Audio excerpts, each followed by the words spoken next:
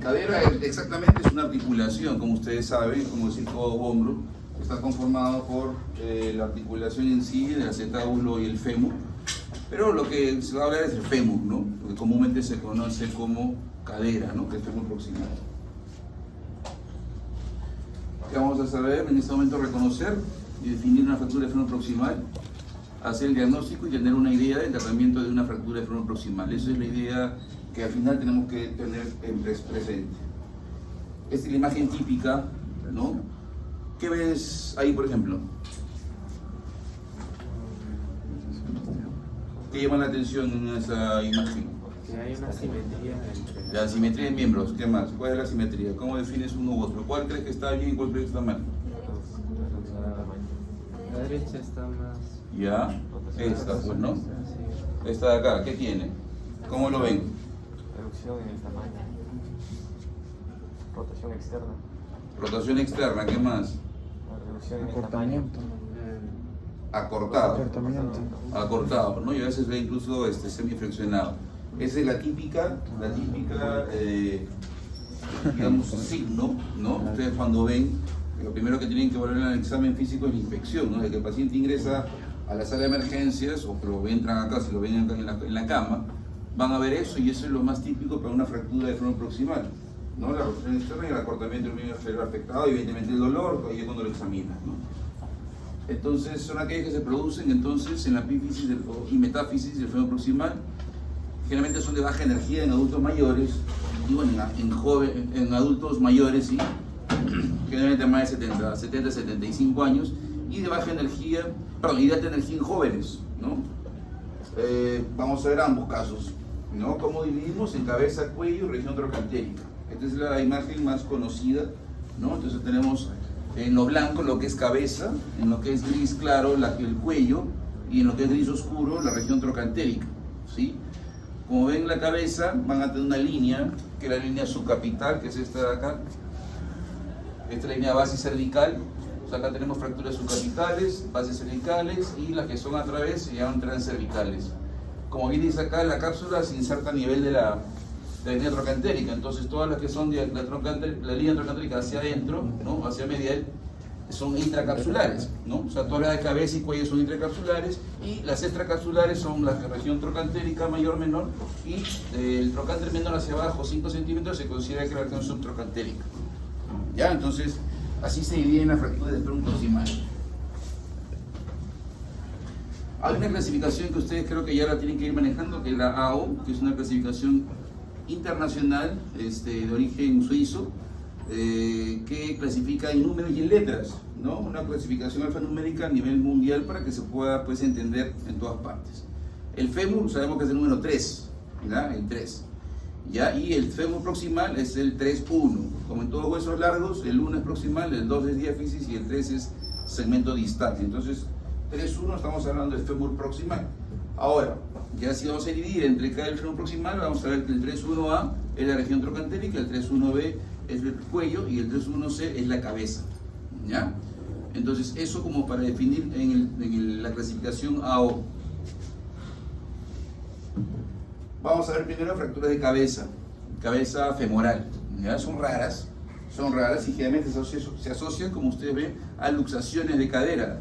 Por tanto, generalmente son en pacientes jóvenes. Es casi imposible ver una luxación en un paciente adulto mayor, ¿no? Por la densidad ósea, generalmente se fracturan antes que se puedan luxar. Entonces, generalmente pacientes jóvenes y alta energía. Para que se luxe una cadera tenemos que tener alta energía, no es como un hombro que puede luxarse con una maniobra simplemente de reducción, una maniobra de sumisión, etcétera, o una caída. Una cadera, para que se luxe, tenemos que tener accidente de tránsito, caída de altura, mecanismos de alta energía, ¿no? Y puede ser avulsiva, como vamos a ver. Avulsiva es el término, ¿a qué se refiere que es avulsivo? ¿Quién sabe qué es avulsivo? Una fractura avulsiva. Arrancamiento, ¿no? Entonces, ¿y qué podría arrancarse en la cabeza? O sea, ¿qué estructura en la cabeza tenemos que puede hacer una fractura avulsiva? Ligamento redondo, ¿no? Claro. Entonces puede ser por hundimiento o fragmentación, o tal cual ya fracturada, ¿no? Entonces vamos a ver. Aquí, por ejemplo, ¿no? En la de arriba vamos a ver, ¿no? tenemos la primera, que es, digamos, el de la izquierda acá arriba, es una avulsión justamente por el ligamento. La del medio está hundido, si ustedes ven la cabeza que no está esférica, y ya en el otro lado tenemos una fractura casi de cuello, ¿no? Pero en todo caso es cabeza, ¿ya? Aquí otras subclasificaciones, ¿no? Entonces ahí vemos las avulsiones, ¿sí? Avulsión pura, avulsión con ligamento, digamos, también fracturado, ¿no? Y avulsión ya un fragmento más grande aquí. Y después acá tenemos los hundimientos, ¿ven? Depende en qué parte de la cabeza se puede hundir. Y pues la fragmentación. Entonces son fracturas bien complejas, de difícil manejo, sobre todo las que son fragmentadas, ¿no? Porque van a tener mayor riesgo de complicaciones. Aquí, por ejemplo, ¿ven? Entonces, aquí hay una fractura, ¿no? Arriba se ve, claro, idealmente los diagnósticos deben hacerse con tomografía, ¿ya? Entonces acá se luxa la cadera para hacer la reducción, o sea, para colocar el fragmento en su lugar. Se pone dos tornillos, ¿no? Que van a la cabeza, ¿ven? Y los dos tornillos están reduciendo lo que es probablemente una fractura de ceja posterior, ¿no? Del acetábulo. Entonces, en jóvenes es lo ideal reconstruir cabezas, ¿no? Jóvenes, en este caso, hablamos, pues, por ejemplo, 40, 50 años, ¿no? Que son los momentos comunes en que vemos estas lesiones asociadas a luxaciones, ¿no? Bueno, después sabemos que las fracturas de flexión proximal pues son, con un poco de epidemiología, son bastante complejas, bastante difíciles de manejar y sobre todo de muchas complicaciones en pacientes adultos mayores, ¿no? La mortalidad al año, ¿no? Oscila hasta un 30% inclusive. La demora de tratamiento también es importante, ¿no? Sobre todo si no está en un lugar, evidentemente es muy diferente que esté en un hospital o una clínica el paciente tratado esperando la cirugía que en su casa. En su casa es muy complicado porque tenemos que saber pues, que hay que moverlo para que no haya escalas, todas las complicaciones que pueden ser pues, por una estancia prolongada o un decúbito prolongado, ¿no? Solo un 40-60% de ellos vuelven al hogar, la gran mayoría pues, van a casas de reposo, asilos, y a veces ya quedan ahí en el tiempo, y solo la mitad pueden llegar a caminar. Entonces, de hecho esto en el tiempo va mejorando, ¿no? Con nuevas técnicas de cirugía podemos hacer que estos valores vayan disminuyendo. Las fracturas de cuello, ya acá vemos, son de origen osteoporótico, hablando en pacientes adultos mayores, ¿ya? Son de manejo quirúrgico y el mecanismo es indirecto por torsión, que quiere decir que el adulto mayor está pues, caminando, ¿no? De pronto pierde el equilibrio o a veces se engancha con algo en la pierna y el cuerpo gira con el pie fijo, gira. Al girar ahí se fractura el cuello, parado se fractura, no es que por la caída, ¿ya? Entonces ya cuando cae al piso el paciente ya está con la fractura hecha. Hablamos de cuello femoral, hablando de pacientes adultos mayores, ¿no? De adultos jóvenes es por trauma de alta energía, fracturas por tránsito, moto, atropellos, etcétera, todo lo que vemos realmente en el hospital.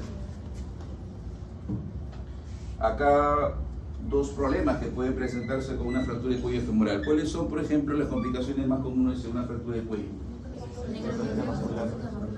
Necrosis, ¿no? Necrosis vascular, uno. ¿Y lo otro? Ya, esos son tres temas también, creo. ¿Qué pasa si? ¿Qué requiere una fractura para que consolide?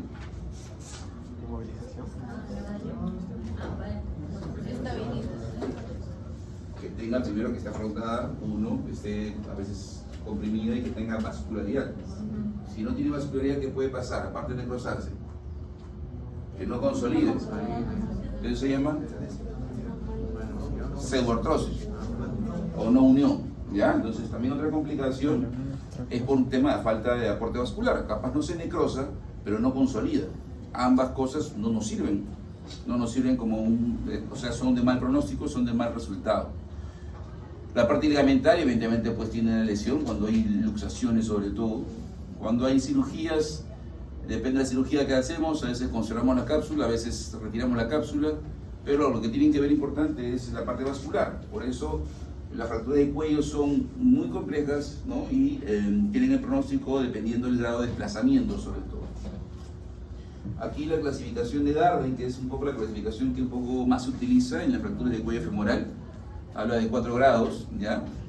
El primero que ven en la arriba es una fractura que está impactada. Si se dan cuenta es como si fuera un barquillo y la bola de helado, ¿no? Que se introduce un poco en el barquillo, ¿ya?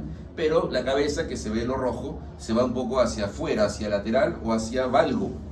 Hacia valgo. Valgo es lo que se va por, digamos, lateral hacia la línea media, correspondiente al ángulo normal, en este caso, que es 135 grados, ¿no? El ángulo que va de la cabeza, del cuello a la diáfisis. Entonces aquí vemos que la cabeza se impacta y se va en valgo, ¿no? Ahí ven cómo, esas líneas negritas son como si fueran las trabéculas, ¿no? Ese es el primer grado, ¿ya? Una fractura entonces impactada en valgo. El segundo grado es una fractura completa, como ustedes ven, pero no desplazada. El tercer y cuarto grado son fracturas completas desplazadas menos y más del 50%. Entonces ahí viene evidentemente el pronóstico. Un pronóstico en un primer o segundo grado va a ser muy diferente que un tercer o cuarto grado, ¿no? Por un tema sobre todo vascular, ¿no? Y de ahí viene la rapidez también de operarlo, ¿no? Tratamiento quirúrgico de la fractura de cuello femoral. Tenemos dos tipos de tratamiento. Osteosíntesis, que quiere decir que uno, bueno, coloca el hueso en su lugar y lo fijas con tornillos, etcétera, ¿no? En este caso, tornillos, vamos a ver. Y lo otro son las prótesis. Va a depender esto de qué. ¿Por qué pongo un paciente prótesis y por otro tornillo?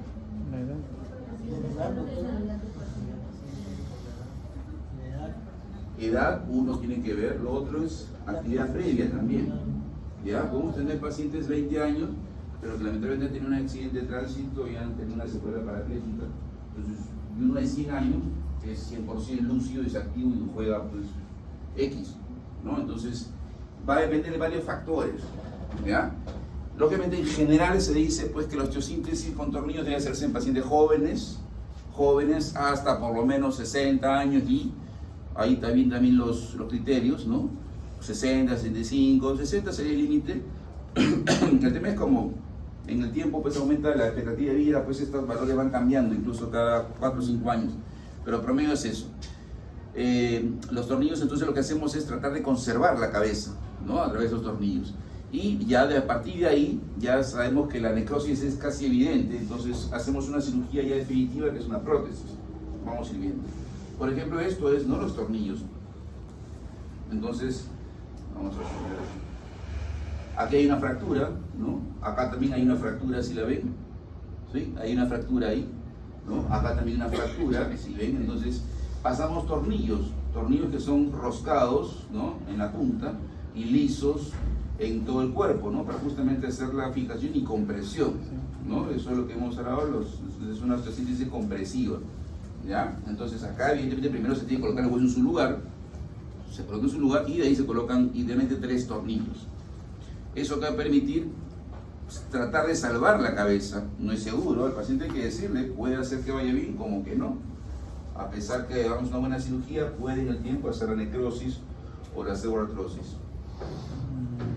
Ahora, prótesis. Entonces, las prótesis estamos hablando de pacientes adultos mayores y yo con una actividad, por ejemplo, como veo del ejemplo de un paciente joven con una secuela de un accidente, ¿no? Las prótesis se dividen en totales y en parciales. Totales, ¿qué significa? A ver, ¿qué diferencia hay entre una parcial y una total en prótesis? ¿Qué idea tienen de eso? Tanto acetábulo como en la cabeza. Ya. Claro, ¿no? O sea, la parcial solamente reemplaza el componente femoral. Ya, sacamos la cabeza y ponemos una cabeza parecida, del mismo tamaño que. Y en cambio las totales reemplazan tanto el fémur como el acetábulo. Tenemos que poner una copa arriba metálica o de plástico. ¿Ya? Entonces, y ahí viene también una subdivisión que son cementadas y no cementadas. Las no cementadas, y ahí va a depender mucho sí de la calidad ósea, viene un poco la edad también del paciente, pero con una calidad ósea buena, una osteoporosis muy leve, podemos colocar prótesis que no son cementadas, que entran a presión, como vamos a ver después. Y cementadas en el resto, ¿no? Que tengan una de avanzada, una osteoporosis ya un poco moderada, ¿no? Entonces ahí tenemos que poner un cemento que hace las veces como de fijación, ¿no? Entre la prótesis y el hueso. Aquí, por ejemplo, una prótesis total no cementada. Entonces vemos aquí, esto es una maqueta evidentemente, acá una copa metálica, ¿no?, que se introduce en el acetábulo a presión. También podemos colocar tornillos que vayan a través de la copa. Esta copa tiene como agujeros en medio que hace justamente para que podamos introducir tornillos hacia la pelvis. Una vez que ya está la copa metálica, colocamos esto adentro, que es una copa de polietileno o plástico, y ahí acabamos con un acetábulo.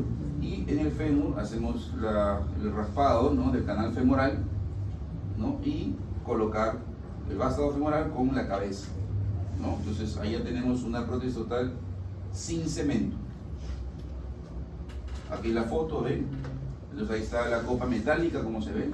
Un tornillo se ha colocado, a veces se coloca 1 o 2 tornillos de acuerdo a la necesidad. Acá vemos la prótesis larga y alrededor, bueno, si comparamos con otras, no se ve cemento, ¿no? Entonces es alta presión, como ustedes ven, que va a entrar casi al mismo grosor o diámetro del canal femoral, porque tiene que entrar a presión justamente. Aquí un detalle de todo, un poco borroso, ¿no? Ahí vemos el detalle. Entonces ahí viene la copa como agujeros, como les decía, con lo cual podemos colocar tornillos hacia adentro. Una copa de polietileno, en este caso es cerámica, también se utiliza cerámica. La cerámica es una estructura más duradera, más dura en sí, y podemos utilizarlo en pacientes más jóvenes, ¿no?, para que tenga mayor duración. Podemos colocar tanto copa o inserto que se denomina y cabeza de cerámica, o plástico cerámica, o plástico y metal, ¿no? Son las opciones que tenemos. Y eso es lo que va dentro ya del canal femoral. Y después vienen las prótesis totales cementadas, ¿no? Este es un ejemplo, si ustedes ven, es diferente, ¿no? Ya está lisa acá, lisa. Acá alrededor, miren, ven, esto aquí es el cemento, eso es lo que se ve alrededor del cemento, ven una imagen blanquecina. Aquí arriba ya no ven la copa metálica porque de frente va la copa de plástico, por eso es que se ve transparente, y alrededor esto aquí es cemento, ¿no? Entonces, para colocar la copa tenemos que raspar todo el cartílago, dejar el hueso subcondral expuesto. En este caso se hacen unos agujeros para que ancle un poco el cemento ahí. Colocamos el cemento y ahí ponemos la copa de plástico. Entonces, esto es lo que es la prótesis total cementada. ¿Ven? Tiene cemento arriba y cemento abajo. Como ven, es el grosor, el diámetro de la prótesis es menor porque tiene que tener cemento alrededor. Las prótesis parciales, entonces van a estar indicadas, como hemos hablado, solamente reemplaza la parte de lo que es femoral. Va a estar indicado el paciente que tengan poca o nula actividad física. Porque ¿qué pasa si yo coloco a un paciente una prótesis parcial como estas de acá? ¿Ven? Que tal cual reemplazan la cabeza y son del mismo tamaño que de la cabeza que vamos a retirar. ¿Qué pasa si yo le pongo un paciente a un paciente, ¿qué le digo?, de 70 años, lúcido, activo, que sale a la calle y es totalmente independiente? ¿Qué pasa si yo le pongo este tipo de prótesis a ese paciente? ¿Cuál? Claro, la fricción va a ser entre un metal y el cartílago. Entonces va a producir dolor y en el tiempo va a desgastarlo pronto y va a ser una prótesis que no le va a ayudar mucho porque no le va a permitir hacer lo que él hacía antes. Entonces ahí viene el tema que más allá de la edad es lo que el paciente antes hacía. Entonces a ese paciente lo mejor le pondría una prótesis total porque la fricción va a ser entre dos superficies protésicas y no le va a doler y va a poder hacer todo. La idea es recuperar al paciente a lo que hacía antes. No voy a hacer que un paciente que no camine y está con su casa solito o en silla de ruedas le ponga una total para que vuelva a caminar y salte, ¿no? O sea, vamos a hacer lo que antiguamente, antes de la caída, el paciente hacía. Entonces, por ejemplo, para este paciente que he dado el ejemplo, una paciente X edad, pero que tiene una nula actividad, que con las juntas en casa tiene un andador y que le ayudan para que no sale a la calle. Entonces es un paciente, por ejemplo, con una prótesis parcial, porque el apoyo va a ser mínimo, el desgaste va a ser mínimo y vamos a conseguir lo que queremos, que sobre todo lo que es la cirugía pretende ¿qué cosa? Calmar el dolor y movilizar al paciente prontamente, que eso es lo que uno quiere con la cirugía. Entonces, prótesis parciales, ¿no?, son estos dos tipos.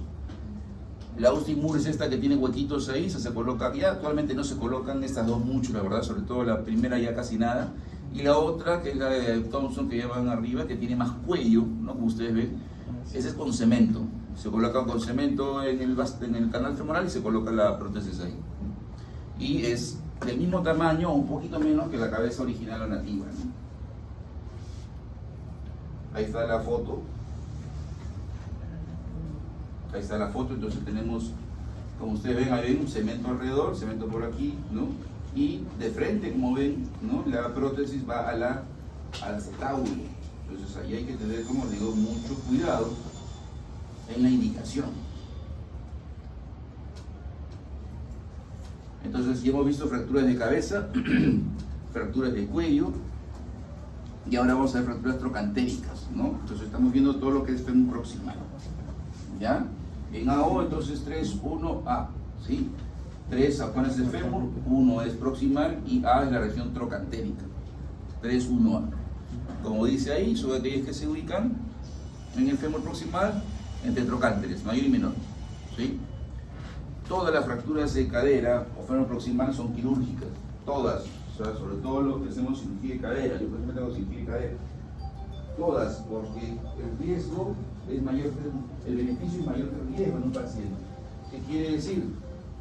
Evidentemente hay personas que tienen el miedo ilógico de operar a su familiar, que tenga 97, 100 años, como yo he operado, pero ¿cuál es la ventaja de la cirugía a la no cirugía? ¿Qué creen ustedes? ¿Qué pasa si un paciente de X edad, pero pongamos 100 años, ¿no? Se fractura la cadera y por ahí le dicen, no hay que operarte, quédate 2 meses en cama y esperemos que tu hueso pegue? ¿Qué puede pasar? Consolidación viciosa. ¿Qué complicaciones podría tener ese paciente? ¿Perdón? Ya, consolidación viciosa si consolida, ojalá. Y si llega al momento que consolide, si vive. ¿Qué otra cosa? Ya, escaras, neumonía, trombosis. Puede, a veces tanta medicina hace úlcera. Bueno, ¿y todo eso qué le puede llevar? Sepsis, ¿no? Úlceras que también van a la sepsis, ¿no? Úlceras sacras o de talones, ¿no? Entonces, aparte del mismo cuidado, que no es nada fácil. Cuidar a un paciente así, para una persona, tiene que contratar a una persona especializada y a veces una, sino dos, porque tiene que movilizarlo, depende si el paciente es delgadito o no delgadito. Entonces, no es fácil movilizarlo, porque apenas intenten moverlo, le duele. Y le dé la medicina que sea, igual le va a doler. Entonces, ahí viene el tema. ¿Es un riesgo la cirugía? Lo es, como cualquier riesgo que pueda haber en una cirugía. Lógicamente, el paciente tiene que ser evaluado, ¿no? El cardioneumólogo, todos los que tienen que verlo, y definirán si está apto para la cirugía. Si tiene una enfermedad muy compleja y que no me bueno, es otra cosa, ¿no? Pero lo ideal es operarlos. A veces sí pasa eso, que en muchos hospitales, clínicas, a veces por edad grande no quieren operarlos, pero no es correcto, ¿ya? Porque el riesgo es mucho mayor.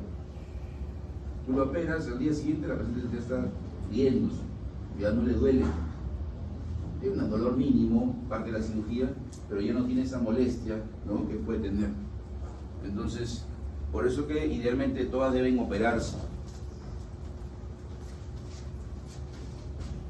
Bueno, igual en la clasificación AO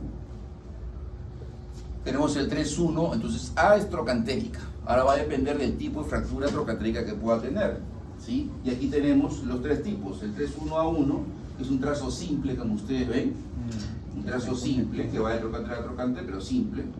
El 3-1A2 tiene varios fragmentos, tiene compromiso en la parte lateral o la pared lateral, posterior o lateral, ¿sí? Y ya el 3-1A3 tiene un trazo invertido, o reverso, que hablo oblicuo reverso, que va del trocante menor hacia abajo, no compromete el trocante mayor. Entonces acá tenemos los 3 tipos de fracturas trocantéricas que podemos tener en un paciente. Hay subtipos, ¿no? Bueno, de la oblicua o inversa, ¿no? Simple, transversa, con un fragmento intermedio, ¿no? Pero bueno, para que sepan ustedes que son los tipos de fracturas. Esta es la más simple y la que podemos tratar a veces con más de un método. Fragmentada. Bien. Entonces, los diagnósticos ya hemos hablado, ¿no? La primera foto nos decía esto, ¿no? Lo primero era la amnesis, tenemos que preguntar realmente a la familia, ¿no? A veces el paciente, eso está lúcido y te puede hablar bien, o a veces la familia te va a decir, o a veces incluso lo trae después de casa de reposo. Y lamentablemente pasa a veces que en esa casa de reposo a veces se dan cuenta después de 2, 3, 4 días, ¿no? Pero bueno, al final, la anamnesis es lo principal, y tu examen clínico, físico, inspección. ¿Sí? Va a haber dolor, ¿no? Rotación externa, cortamiento y inferior infectado. En los días puede haber edema. Si es una fractura trocantérica, va a haber edema. Va a haber edema en la región trocantérica, del muslo. En la mujer en el varón puede haber un edema del escroto, en la mujer un edema de la parte vulvar. O equimosis, ¿no? Eso en las fracturas trocantéricas. En las fracturas de cuello y cabeza, como son intracapsulares, la sangre se queda dentro de la cápsula. Entonces no tenemos estos síntomas. Entonces, si tú ves un paciente de 2 o 3 días acortado y rotado y edematizado, de frente está diciendo que es una trocantérica, es ni una radiografía. ¿Ya? Las radiografías evidentemente siempre se toman, no estoy diciendo que no la tomen, pero ya está haciendo un diagnóstico inicial, ¿no? Pelvis, radiografía de pelvis, porque tienes que comparar las dos caderas, ¿sí? A veces esta cadera tiene un ángulo mayor, la sana, la rota no sabemos cómo puede tener el ángulo, pero capaz es una persona que tiene pues caderas valgas de 140, 150 grados, pero tenemos que tratar de colocar esta cadera igual, porque si la colocamos entre comillas, entre lo natural que es 135, nos va a quedar una cadera más corta que otra. Entonces, para eso nos sirve la radiografía de pelvis, para comparar y en todo caso medir, ¿no? Si vamos por ejemplo una prótesis, hay que medir la copa, la cabeza, vamos a medir en la sana, o en la cabeza está rota y es difícil moverla, pero medirla. Digo, en las radiografías cuando estamos haciendo esta planificación antes de operarlo, ¿no? La tomografía nos ayuda así, ¿no? Cuando hay a veces trazos, digamos, incompletos o trazos dudosos. Entonces, por ejemplo, ¿no? Acá tenemos una fractura pues bastante compleja, ¿no? Trocánter, como ustedes ven, viene de acá arriba, viene el trocánter mayor avulsionado, fractura trocantérica que se extiende, ¿no? En un trazo medio espiral, ¿no? Hacia la diáfisis proximal, ¿no? Una fractura bien compleja. Aquí un caso, esto he sacado un libro, que claro, o sea, es un paciente que ingresa con dolor, ¿no? Dolor a nivel de la cadera por una caída, le hacen los exámenes físicos, hay dolor, ¿no? Pero le toman la radiografía y aparentemente no se ve nada en la radiografía. Entonces ahí va lo que le digo, la clínica es lo que manda. Si ustedes tienen un dolor de cadera y en la radiografía no ven nada, ¿no? ¿Qué estudio podría seguir? Tomo, ¿no? Tomo, que es lo que realmente tenemos todos en los hospitales, ¿no? Entonces, y con eso se va a ver cualquier tipo de trazo, a veces no perceptible a través de una radiografía. Bueno, en este caso, ante el examen físico y no ver nada en la radiografía, piensan en partes blandas. Y para partes blandas sí, es mejor pedir una resonancia, ¿no? Pedir capaz un desgarro muscular, un esguince. Entonces cuando toman una resonancia ven esto, ¿no? ¿Qué tiene ahí? Una fractura, pues, ¿no? ¿Ven? Esa imagen, en esta densidad, esto negro es fractura, una fractura trocantérica, que en la radiografía poco o nada se veía. Pasa eso a veces. Entonces, a veces son trazos imperceptibles que no se pueden ver.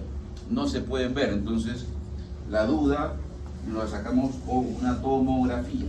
Ya no se va a su casa el paciente si es que no hacemos una tomografía ante la duda de una fractura, con una radiografía negativa. Ya no se va a su casa, porque se va a su casa y después va a volver con la fractura totalmente desplazada, porque el paciente pisó.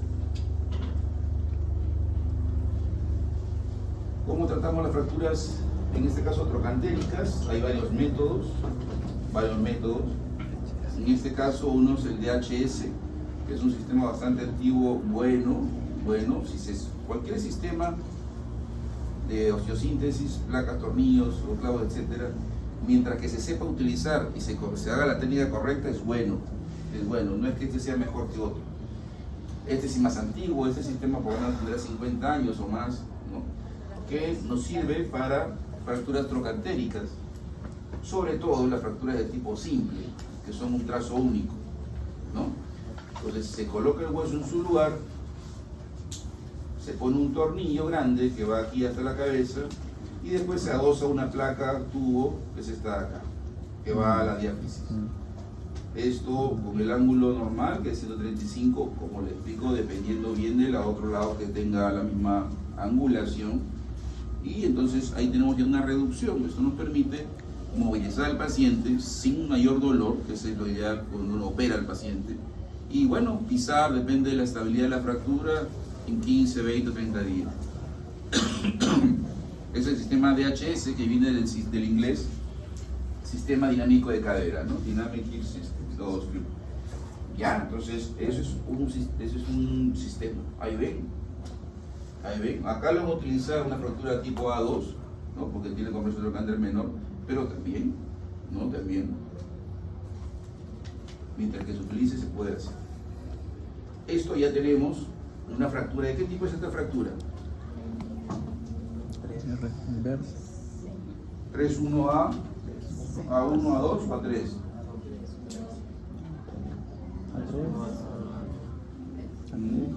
A3 es inversa. Es inversa, ¿no? Es 3, si se dan cuenta, porque no compromete el trocánter mayor. Es una fractura oblicua o inversa, ¿sí?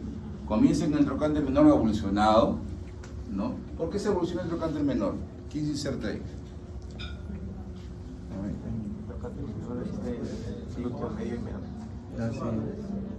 El psoas ilíaco, ahí se inserta. ¿El psoas ilíaco qué función tiene? ¿El músculo para qué sirve? ¿Qué movimiento permite la cadera? Flexión y rotación, pero flexión sobre todo, el músculo flexor de cadera. Entonces, este músculo se inserta en el trocánter menor. Entonces, generalmente se desprende, se evoluciona con el tiempo. Pero es un trazo que va de ahí para abajo, ¿ven? Para abajo. Entonces, acá ya no podemos colocar un DHS, porque el DHS va sobre una fractura trocantérica. Entonces, ahí tenemos otras opciones. Por ejemplo, esto que dice arriba, que es DSS. Es un sistema parecido, pero como ustedes ven, ¿no? Siendo la fractura aquí, ¿no? Entra un tornillo muy parecido, ¿sí? Muy parecido el tornillo ahí. Está pixeleado, ¿no? No está así fuerte. El tornillo entra acá, ancla, ¿no? Y tornillos aquí para allá, para una fractura de este nivel. Entonces es el DSS. El DSS viene de Sistema Dinámico Condilar, porque inicialmente estas placas se crearon para abajo, para el fémur distal, para la parte lateral, para los cóndilos. Por eso tiene esa angulación de 95 grados. Eso tiene 95 grados. Por eso se llama DSS, Sistema Condilar. ¿Ya? Entonces, en este caso para fracturas de trazo invertido.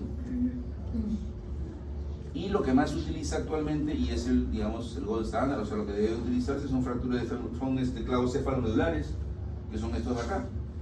Y esto, lo bueno es que podemos utilizar en cualquier tipo de fracturas, sea A1, A2 o A3. Ya es un clavo que, como el nombre lo dice, va dentro del canal medular, entra aquí en la pared trocantérica, en la punta del trocánter mayor entra, ahí se hace una guía y entramos al canal medular. ¿No? Previamente tenemos que reducir la fractura, ¿no? Se reduce a través de maniobras y se ve bajo rayos X, ¿no? En sala de operaciones se jala, hay mesas especiales de tracción, etcétera, o si no, el residente se queda jalando ahí hasta que veamos que esté en su lugar y de ahí comenzamos la cirugía, hacemos el procedimiento. Entonces, como ven, es un clavo que da por dentro de la médula, tiene aquí un agujero por donde entra este tornillo tipo hélice que ancla en la cabeza y te estabiliza esto. Abajo ya se le coloca un tornillo aquí a través del clavo también para evitar la rotación del clavo, ¿sí? De la fractura. Entonces es como un DHS pero interno, se dan cuenta, ¿no? Es como esto, pero por dentro. por dentro, ¿no? O sea, la placa ya se está reemplazada por un clavo nodular. ¿Es mejor? Sí, es mejor. Primero porque hay menos agresión. Estos son dos agujeros pequeños que se hacen, un agujero acá arriba y otro agujero acá abajo nomás. Y al ser intramedular tiene mayor, más resistencia, ¿no? Y podemos incluso hasta hacerlo parar antes que con VHS. Porque la fuerza axial va sobre el eje del mismo hueso, no va sobre una parte lateral que va la placa, ¿no? Entonces, sería un tratamiento ideal para fracturas trocantéricas. Ahí ven, tenemos este tipo como acá el anterior que tiene una hélice, como ustedes ven. Si bien pequeños agujeros es porque también a veces podemos colocar dentro de ahí cemento, o sea, introducimos por aquí y va el cemento por aquí, un cemento óseo especial, y digamos, esparce el cemento a través de los agujeros aquí para dar una mejor fijación. Eso es cuando hay huesos muy osteoporóticos, ¿no? Muy osteoporóticos. Pero no es lo común. Esos también tienen ya son el mismo sistema, solo que son con tornillos. También es una fractura tipo A3, ¿eh? ¿Sí? Acá en este caso, este sistema tiene dos tornillos, pero es el mismo principio, ¿no? Clavo nodular con tornillos o hélices o tornillos hélices hacia la cabeza. Entonces, resumiendo lo que son manejos de freno proximal, vamos viendo. Cuello primero. Entonces, si es un paciente joven, menos de 55, 60 años, bueno, es el promedio, ¿no? En la pregunta no le vamos a poner edades límites, ¿no? Vamos a poner edades, ¿no? 40, 30 años, ¿no? No vamos a poner estas edades límites en las cuales va a presentarse un poco de duda ustedes. En las preguntas van a ir con edades, como le digo, promedio que corresponden, ¿ya? Entonces, si es un paciente menor de 55, 60 años, lo ideal es colocar tornillos canulados, tornillos, para poder preservar la cabeza, Ahora, si ya tenemos pacientes un poco mayores, ya vamos con las prótesis. Y las prótesis van las no cementadas, cuando tenemos una calidad ósea buena, las cementadas, cuando la calidad ósea no es muy adecuada, va a depender de edades, ahí pongo promedio de edades, ¿sí? Y por último abajo, ¿no? Pacientes con poca actividad física o trastorno cognitivo severo, prótesis parcial cementada. ¿Por qué pongo trastorno cognitivo severo? Porque hay pacientes, para que tú operes un paciente también tienes que, evidentemente, evaluar al paciente, más allá también de la familia, el apoyo que puede tener el paciente. Y un paciente que no está bien mentalmente, que se pierde, que tiene demencia, no te va a obedecer órdenes. Entonces le vas a decir no te pares y se va a parar. No cruce la pierna y la va a cruzar. Entonces, por eso tienen que colocar las prótesis más seguras, que son las prótesis parciales, que son las que hemos visto, y también hay otras que se denominan prótesis bipolares, que no tengo la foto, que también es una parcial muy segura y que permite mayor movilidad al paciente. Entonces, va a depender de varios factores, ¿ya? No solo la edad, chicos, ¿ya? Entonces, cuando ustedes escuchen, mira, porque pasa eso, mi abuelita tiene 90 años y no la quieren operar porque está muy viejita, ustedes, bueno, obviamente es un tema familiar, ¿no? Pero no es lo correcto. No por edad vas a truncarle a esa paciente al menos la calidad de vida posterior que pueda tener. Porque no operarla es condenarla a complicaciones o condenarla simplemente a una depresión. Una depresión y dejan de comer y se nos van. Entonces, lógicamente, y ahí vamos, para cada caso hay un tipo de cirugía especial, lo más seguro, y eso debe depender ya del cirujano, del especialista. Ahora, para fracturas de cuello, perdón, de trocantéricas, entonces tenemos el DHHS es lo mismo, solo que en vez del tornillo es con una hélice, por eso el H que va más ahí es de helicoidal, ¿no? Esto acá. Pero ya tampoco se usan mucho, ¿no? Porque actualmente esto es lo que se utiliza. Esto es lo que se utiliza, ¿ya? Entonces, trocantéricas, tenemos DHS para los tipos, los A1 sobre todo, que hemos visto que son trazos simples. Y para las fracturas subtrocantéricas, o de trazo invertido también, las A3, puede colocar el DCS, que tiene esta angulación de 95 grados, y o también, evidentemente, y preferentemente el clavo cefalomedular.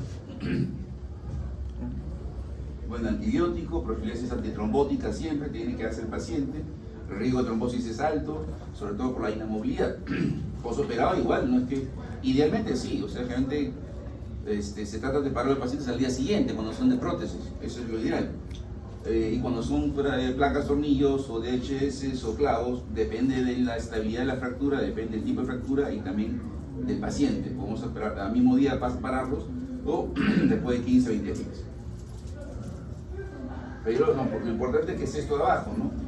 Ya podemos moverlo al paciente, podemos sentarlo, podemos movilizarlo a una silla, podemos movilizarlo y sacarlo de la cama.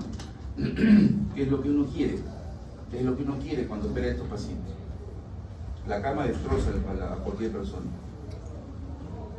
Complicaciones que pueden tener, como cualquier cirugía, una herida, una infección superficial profunda. Complicación mecánica quiere decir, ahí viene, si por ejemplo colocamos un clavo y el paciente camina antes de tiempo o se cae, por ejemplo, en un movimiento brusco, de pronto el clavo se mueve, se sale todo. Lo otro es una luxación de prótesis. Eso también tenemos que ver, ¿no? ¿Qué prótesis colocar a qué tipo de paciente para que sea lo más seguro y evitar la luxación, que es una complicación lamentablemente muy temida y de pronóstico bien complejo? Trombosis. Para eso es la profilaxis antitrombótica. ¿Alguna pregunta sobre este tema? Para comenzar lo que es luxaciones y después muslo, que son más cortos. Acá deben saber, ¿no? Definir una fractura de columna proximal, ¿no? Cómo la diagnostican clínicamente, radiológicamente, tomográficamente, etc. ¿No? El manejo inicial, ¿no? Sobre todo hacer el diagnóstico y después, bueno, tratar ya de, bueno, evidentemente también estamos sabiendo acá qué tratamiento pueden tener. Una noción tienen que tener eso. ¿Preguntas? Doctor, puede, por ejemplo, en una prótesis de cabeza femoral, puede haber una anemia postquirúrgica debido a, aunque como son adultos mayores normalmente, supongo que la médula ósea roja ya se está, ¿no?, volviendo más amarilla por la edad, pero puede como contribuir a la anemia. A ver, no. Primero, o sea, en los estudios previos tenemos que ver que no tengo una anemia previa, ¿no?, que es común también en los adultos mayores. Lo que corresponde entrar a hacer operaciones con 10 de hemoglobina mínimo y va a depender del sangrado de la cirugía, que pueda requerir o no transfusiones de paquete, ¿no? Obviamente no requiere, ¿no? Pero bueno, máximo 1. Ahora, lo que tú me dices, el reemplazo que se hace de la médula de ese pedacito, no es nada. Si esa es la pregunta, ¿no? O sea, si el reemplazo del canal femoral por la prótesis o por el cemento, etcétera, va a condicionar a un tipo de anemia, no para nada. No. Sí. Doctor, lo que mencionó del tema de la demencia del adulto mayor. Sí. ¿Primaría el deterioro cognitivo o el estado funcional? Como ahora cada vez se presenta más temprano el Alzheimer, puede ser que la persona tenga 70 ya la demencia avanzado, pero finalmente camine, sube bajeradas, ya sus cosas, ¿no? Ahí, ¿qué sería? Claro, ahí por ejemplo está la prótesis que voy a poner la prótesis bipolar, que es un intermedio, ¿no? Para un paciente que justamente tenga eso, ¿no? Que tenga una calidad física, digamos, buena, pero tenga un estado cognitivo malo. Entonces, es una prótesis de doble movilidad que se denomina, es una prótesis como total, con una cabeza chiquita, con una copa, ¿no?, metálica, y adentro la copa de plástico, y eso entra a presión aquí. Entonces esto no se sale. Y esto de aquí no se pega, no se adhiere al acetábulo, entonces también mueve. Entonces tiene un movimiento acá y tiene un movimiento acá. Entonces la fricción es mucho menor, no es como una prótesis parcial. Entonces en ese caso podría estar indicado es una prótesis de doble movilidad o prótesis bipolar. En este caso que tú me estás preguntando, ¿no?, si es un paciente joven con una demencia senil, bueno, entre comillas joven, ¿no?, con una demencia, digamos, precoz, ¿no?, sería la opción, ¿no? ¿Alguna pregunta más? No.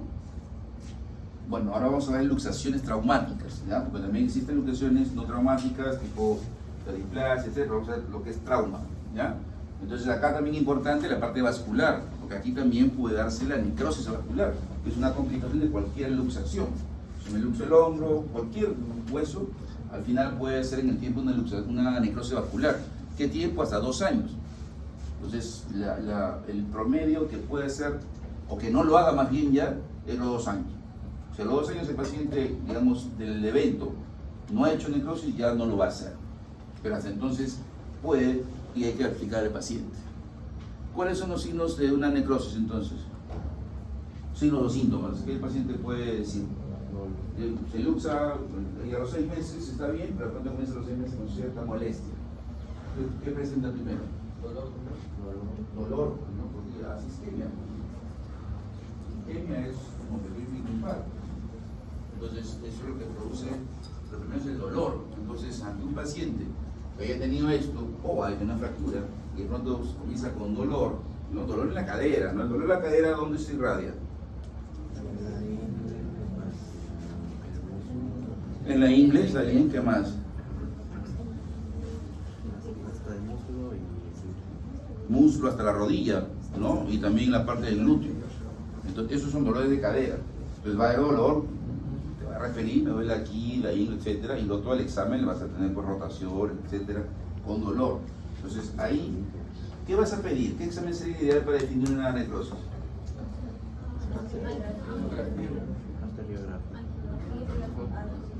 Resonancia. La resonancia definimos bien. Incluso es el estudio ideal para definir los estadios de la necrosis, ¿no? Ya, pues vamos a hacer eso. Esto es la clasificación de las luxaciones. Esta es vista, ¿no? La pelvis con el acetábulo ahí en medio. Y vemos hacia adelante y acá arriba, las púbicas, ¿no? O sea, por encima del pubis. Las de acá adelante, o sea, luxaciones anteriores serían estas, ¿no? Obturatriz, que es la más común de las anteriores. Y las posteriores tenemos la ilíaca y la isquiática. Dentro de ellas, la posterior es la más común y dentro de ellas la ilíaca. O sea, dentro de todas las luxaciones, la más común siempre es la posterior. Y la anterior de ellas dos, la obturatriz. Entonces, la luxación va a depender, evidentemente es un mecanismo de alta energía, hemos dicho, adultos jóvenes, y va a depender de la posición en la cual el paciente esté en el momento del accidente, ¿no? Y dónde golpee, ¿no? La rodilla sobre todo, y qué posición tenga el paciente en el momento del accidente. Aquí, por ejemplo, es una luxación anterior, ¿ven? Obturatriz. Obturatriz. ¿Y qué posición tiene este paciente? ¿Cómo se llama la posición? Impúdica. Miren bien la pierna, está abierta, ¿no? Totalmente abierta, esa es posición impúdica. ¿Ya? En cambio, la posición púdica es de la luxación posterior. Aquí ven, el caso ahí del hospital mío, ahí ven la diferencia entre un lado y otro, ¿no? El paciente está dormido, está anestesiado porque es lo que hay que hacerlo para poder hacer la reducción, ¿sí? Entonces, si está dormido es difícil que esté en esa posición, ¿no? Porque, bueno, ya se hace la radiografía, lógicamente, está luxado anterior y, bueno, ese dormido se hace la maniobra de reducción, ¿no? Entonces, en este caso, para reducirlo a un anterior, acá el ayudante le digo que coloque una sábana, ¿no? Cruzada, ¿ves? Esta es la sábana, ¿no? ¿Ven? Esta de aquí. Entonces esto se pone debajo, ¿no? Se cruza y el ayudante tracciona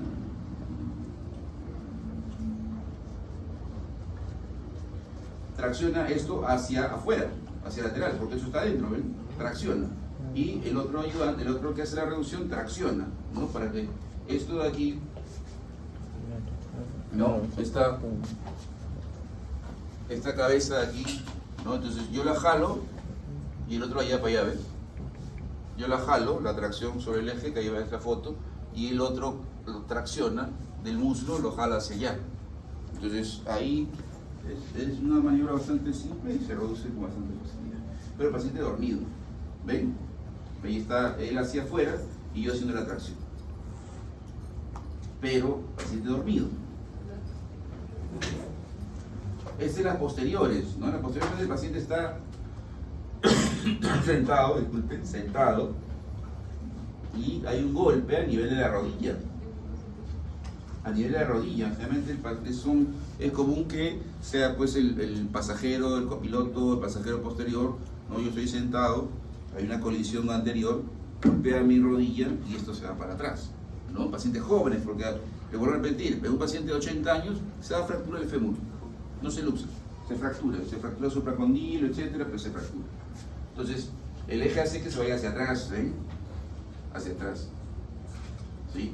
Ahora, si yo estoy sentado con la pierna abierta así y viene el mecanismo, probablemente haga una ilusión anterior. Entonces va a depender de qué tanto esté tu pierna aducida, reducida, rotado interno o externo, para que se luxe uno u otro. Ahí está, este es el paciente inverso, ¿ven? Ahí está, posición púdica. Del lado derecho, en este caso también igual. ¿Ven? Frente con un vendaje acá, pues ha hecho una herida a nivel de la rodilla, justamente donde da el golpe, y en el piso igual se hacen todas las maniobras. En este caso, ¿cuál creen que ustedes sería la opción correcta? ¿Qué es una opción anterior o posterior? Posterior, es una opción posterior porque está en posición púdica. ¿Y cómo define la posición púdica?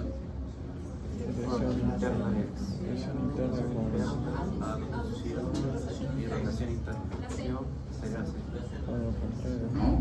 Ven que está aducido, ¿no? O sea, pasa la línea media, ¿sí? Está rotado interno, ¿sí? Y está en semiflexión, ¿ya? Ahí ven una radiografía de una ilusión pura, ¿ven? Pura porque no hay fractura ni de acetábulo ni de cabeza. Pero puede haber complicaciones, y por ejemplo una fractura, ¿no? De este reborde posterior, ¿no? La cabeza golpea y puede romper el acetábulo aquí en el borde posterior, cerca posterior. Puede también fractura, como hemos visto, de cabeza, ¿no? Cualquier tipo de fractura de cabeza. Puede haber también lesiones de nervio ciático, ¿no? Evidentemente hay ruptura ligamentaria, capsular y el riesgo posterior a necrosis.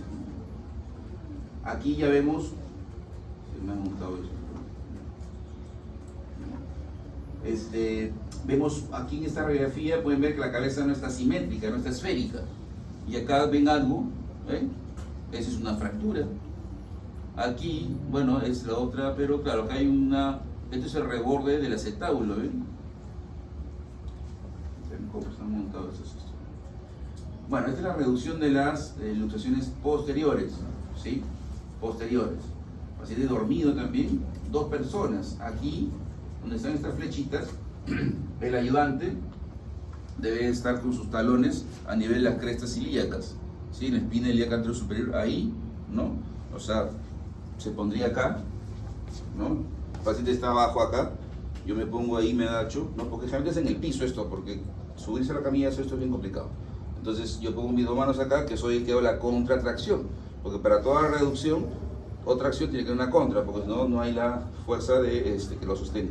Entonces yo pongo mis manos ahí y él que hace la reducción, tracción, cadera 90 grados, rodilla 90 grados, cadera 90, rodilla 90, y hace la tracción hacia arriba y ligeras rotaciones externas o internas. Con eso debe reducirse una luxación posterior. Aquí entonces una complicación a través de una resonancia, ¿ven?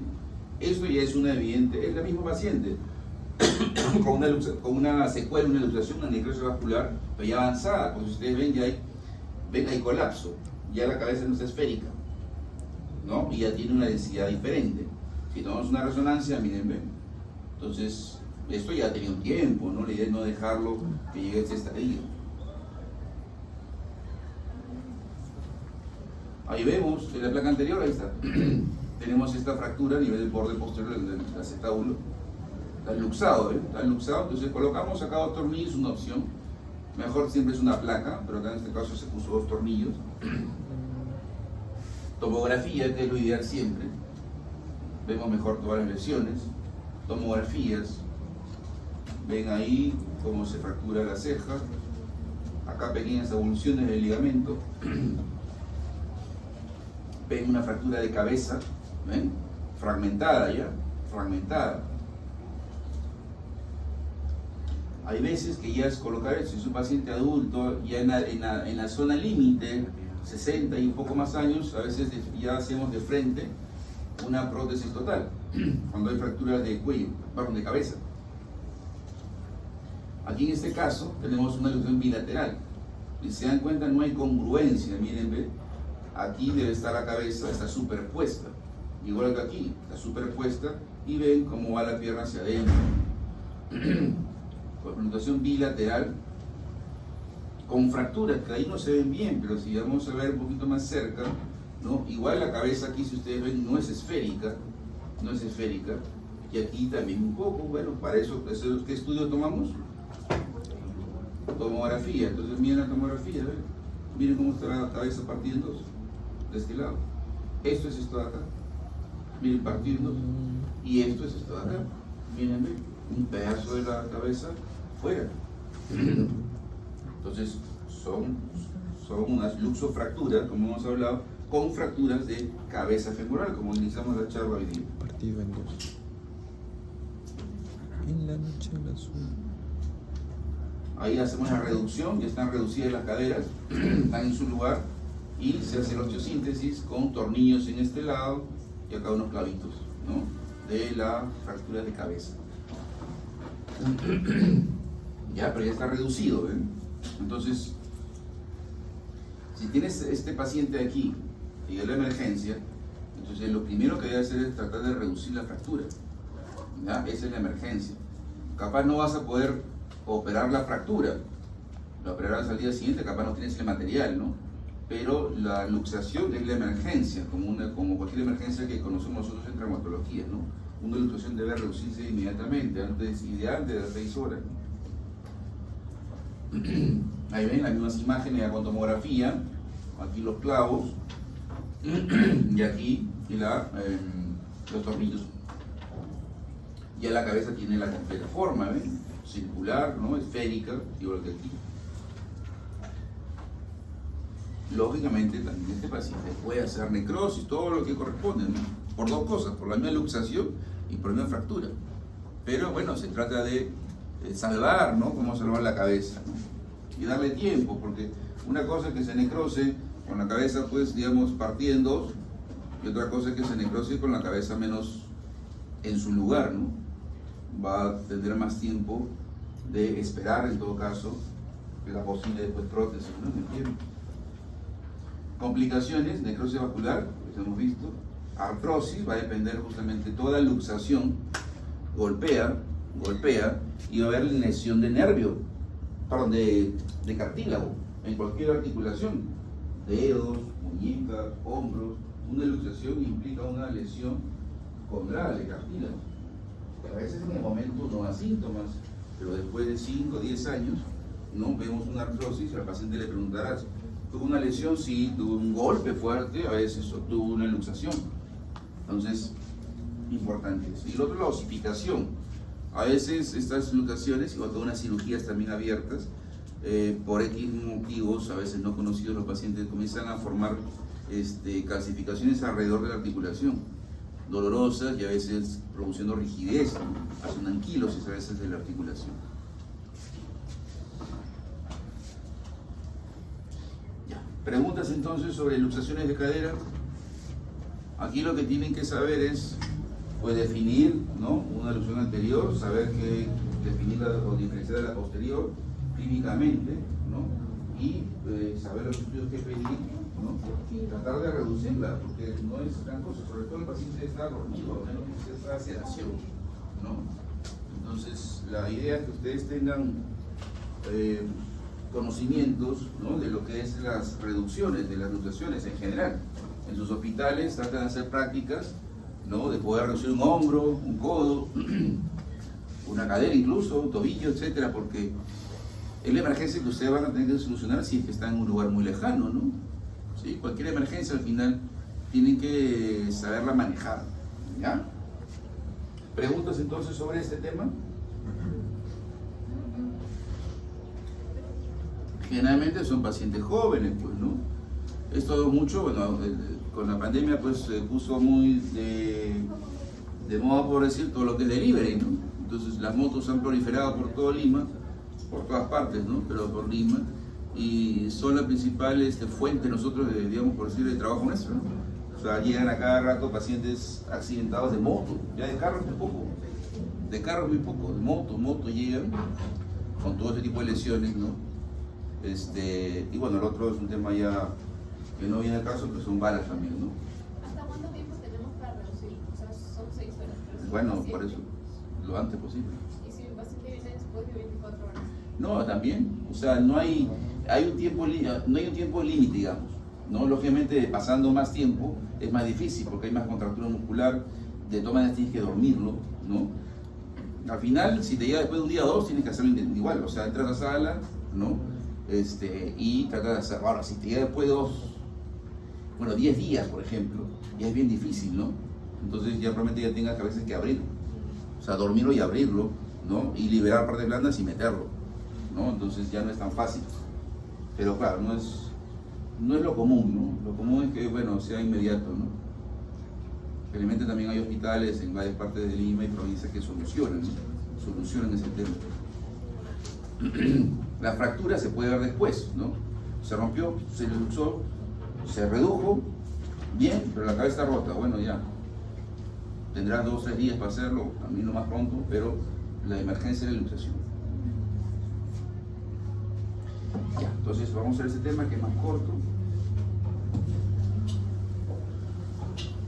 También hablamos sobre pacientes adultos jóvenes, ¿no? Que es la gran mayoría que vamos a ver. Son también accidentes por alta energía, como se hablaba, aplastamiento, atropello, precipitaciones, accidentes de tránsito, caídas, etc. Entonces, todo esto vemos mucho y va a depender del mecanismo. Vamos a ver el tipo de fractura que puede tener, ¿no? Bueno, acá hablamos de diáfisis, ¿no? Ya hemos hablado de freno proximal, subtrocantérico de ahí para abajo, hasta la región supracondilia.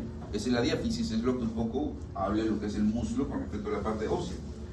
Son de manejo quirúrgico en adultos y también en la gran mayoría de niños. Muy chiquitos a veces se pueden manejar con ortesis de tipo yeso, pero también chiquititos se pueden manejar idealmente ya con clavos, ¿no? Clavos endomedulares que son flexibles, pero son quirúrgicas. Aquí, ¿no? Bueno, es un poco lo que es la curvatura, es el muslo, es un lugar de mucha musculatura, ¿no? Parte vascular importante, ¿no? En la parte anterior, la parte del triángulo de Hartmann en la zona acá, después se hacía posterior, en la región poplitea. Entonces, tenemos que ver mucho eso, ¿no? En la parte posterior, ¿no? La parte muscular, los isquiotibiales, el músculo bíceps, el nervio ciático, también importante en la parte posterior, ¿sí?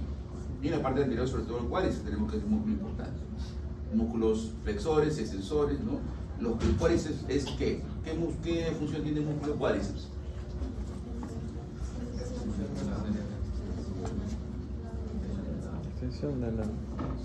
Extensión de rodilla, ¿no? Por eso cuando yo me rompo, por ejemplo, la rótula, no puedo extender porque se rompe el mecanismo extensor.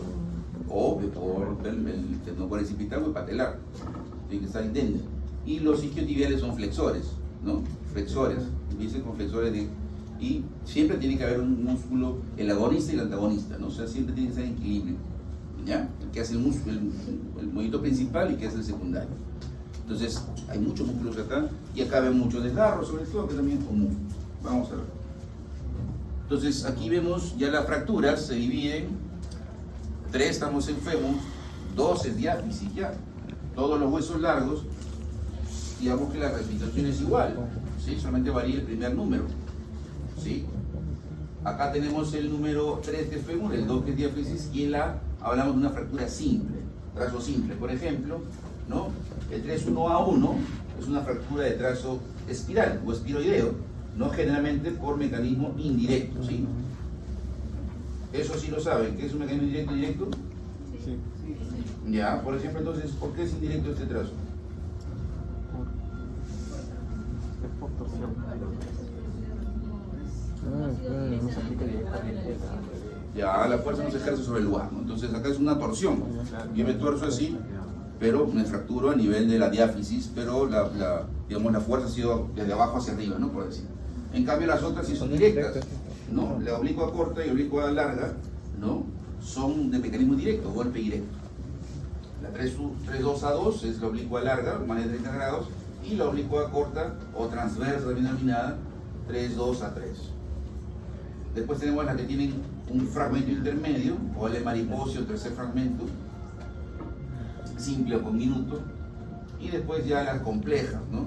La segmentaria, que es un fragmento, un segmento más bien del hueso se independiza, ¿no? Y lo otro que es la conminuta, ¿no? Tiene múltiples fragmentos. Estas evidentemente son de más alta energía. Ahí vemos, ¿sí? Todos los huesos del arroz son iguales. Acá un poco lo que hablábamos, ¿no? Los músculos anteriores y los posteriores. El paquete vascular nervioso importante. Los aductores también son importantes, ¿no? En la parte del pubis que van hacia el tubérculo del aductor, en la parte pues medial, también son causa de bastantes lesiones, sobre todo deportivas.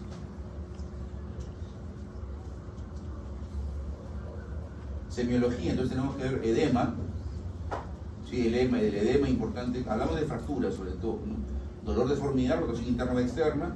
Si vemos una herida podemos sospechar una fractura expuesta, y siempre tenemos que evaluar el pulso pedio y la sensibilidad. Sensibilidad distal, ¿no? Para ver si una lesión es raro, igual que una lesión vascular es rara, ¿no? Pero por fractura digo, ¿no? Entonces, igual siempre tienen que evaluarse. La radiografía es importante. Tenemos que ver radiografías de anteroposterior y lateral del fémur, ¿no? Tomografía en caso sea una extensión hacia una articulación, a veces o sospecha de un tumor óseo. El angiotem en caso de una lesión vascular que lo sospecha. Gamografía en caso es raro, en caso de tumores óseos. Y para ver partes blandas tenemos ecografías y o resonancias, ¿no?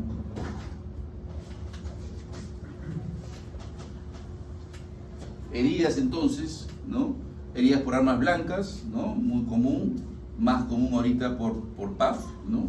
También o por proyectil de fuego, lamentablemente.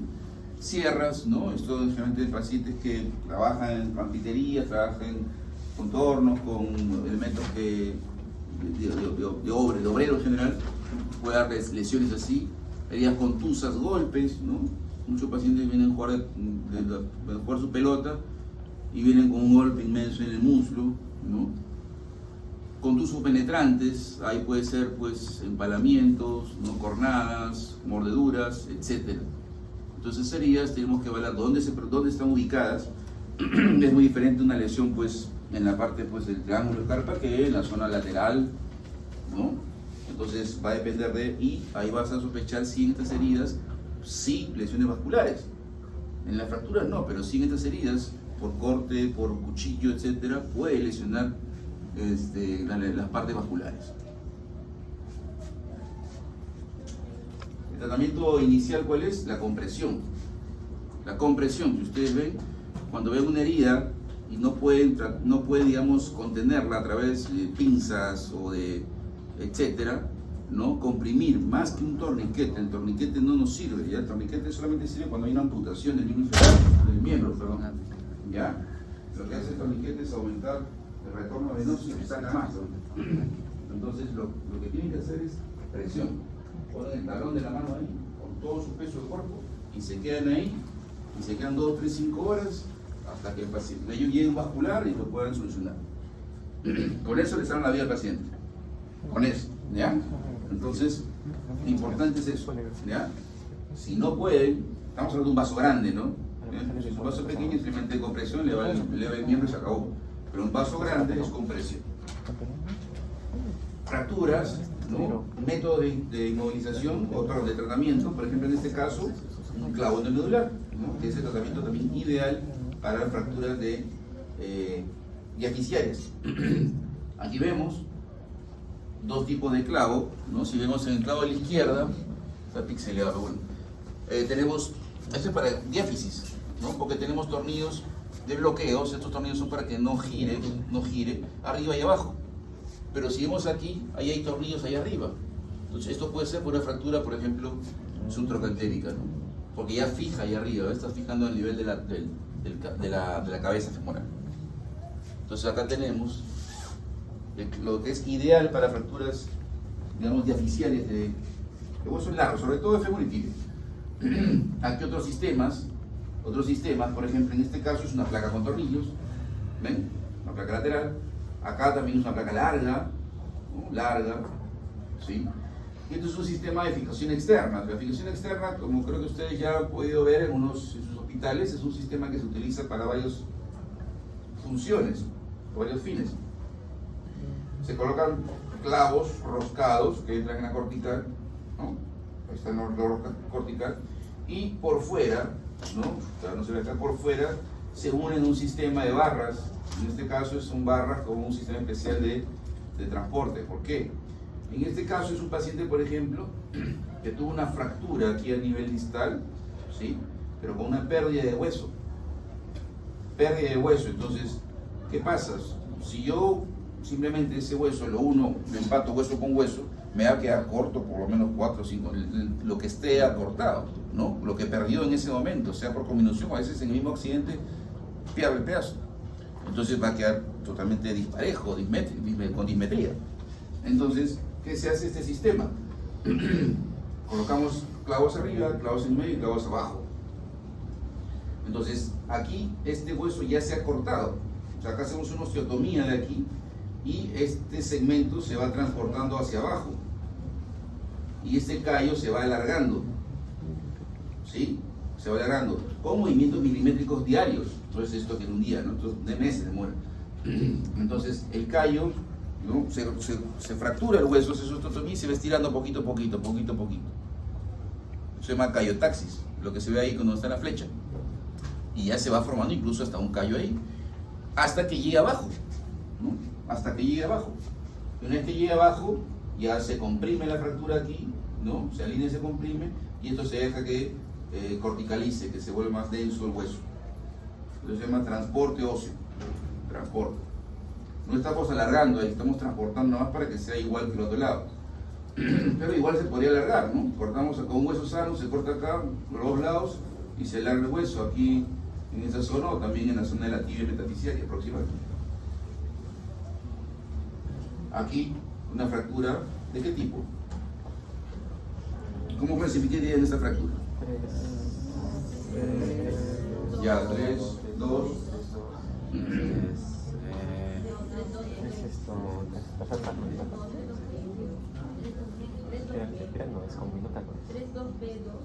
Pequeña no es. B significa que tiene un tercer fragmento. ¿Tiene un tercer fragmento o no?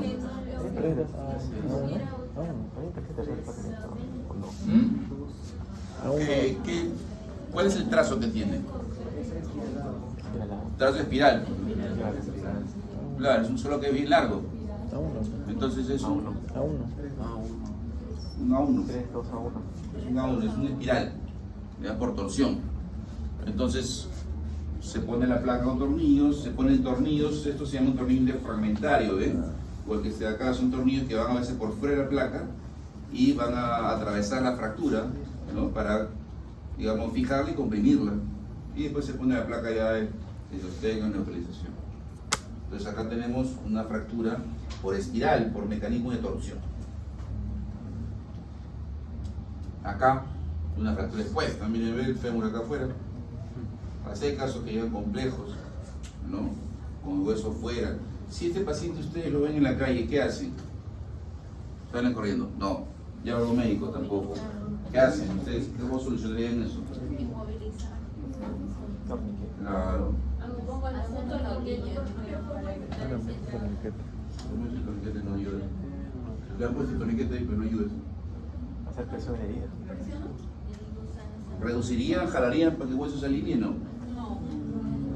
Allá lo más. Claro, tal cual lo inmovilizan y lo llevan a un lugar, ¿no? Tal cual, porque a veces por querer jalan y el hueso ¡pluc! Se metió. ¿Y qué pasa ahí? Claro, o sea, está yendo todo lo contaminado adentro.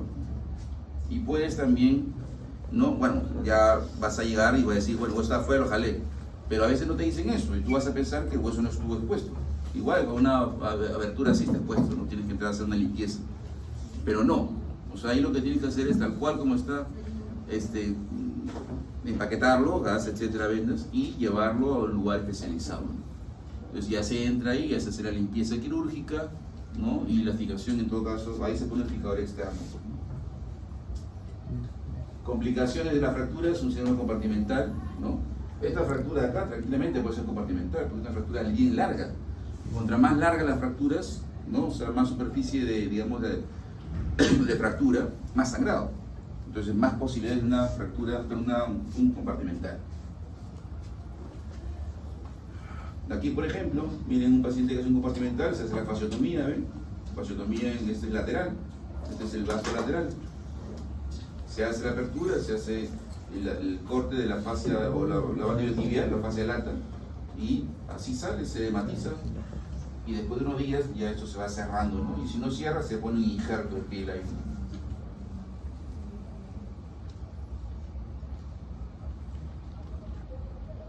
Contusiones y desgarros, temas digamos, más simples, ¿no? Siempre estudios, radiografías para descartar fracturas, ecografías para descartar en todo caso lesiones agudas tipo desgarros, ¿no? Rupturas musculares, resonancia magnética nos ayuda también.